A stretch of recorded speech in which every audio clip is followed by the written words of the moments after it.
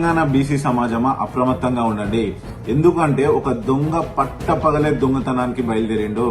మళ్ళీ మళ్ళీ మళ్ళీ చెప్తున్నా, వాడు బీసీ వాది కాదు, వాడు కేవలం ఒక అవకాశవాది మాత్రమే.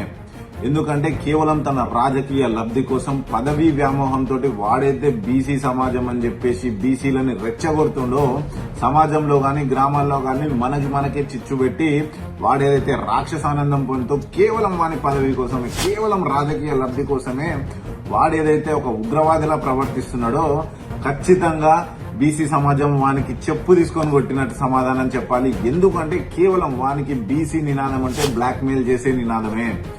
వాడు దీన్ని వాడుకొని వాని రాజకీయ ఉనికి కోసం, వాని రాజకీయ లబ్ధి కోసం ఏదైతే చేస్తుండో తెలంగాణ సమాజం, తెలంగాణ బీసీ సమాజం అది గమనించాలి.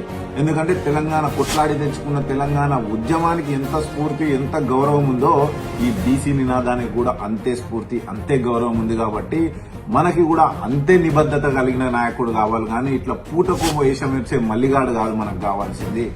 ఎందుకు అంటే మనం ఏదైనా పని చేస్తే 100 రకాలుగా ఆలోచిస్తాం.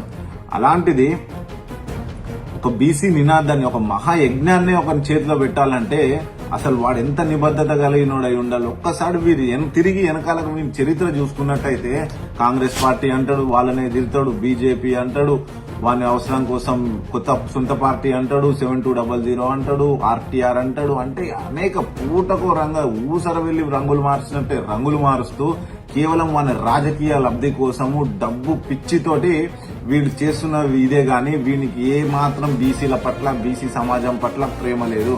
దయచేసి చేతులు జోడించి నమస్కరించి మరి చెప్తున్నా, దయచేసి అలాంటి మహాయజ్ఞాన్ని వాని చేతిలో పెట్టరండి. ఒక్కసారి వానికి పదవి వ్యామోహం తీరిందా, లేదా ఒక్కసారి వానికి కావాల్సిన లబ్ధి చేకూరిందా, వాడి కాడని నట్టేట వదిలేసిపోతాడు. అప్పుడు మళ్లీ తిరిగెత్తుకోవడానికి ఏ యువకులే గాని, విద్యార్థులే గాని, విద్యావంతులే గాని, మేధావులే గాని ఎవరు మళ్లీ ఆలోచించరు. అంత గట్టి దెబ్బ పడే పరిస్థితి, ప్రమాదంలో బీసీ సమాజం ఉంది. దయచేసి మళ్లీ చేతులు జోడించి ప్రతి ఒక్కరికి నమస్కరించి చెప్తున్నా, దయచేసి వీని నమ్మకండి. ఖచ్చితంగా మనకు బీసీ నాయకుడు అవసరమైతే ప్రతి ఒక్క తెలంగాణ పౌరుడు నాయకుడే అవుతాడు.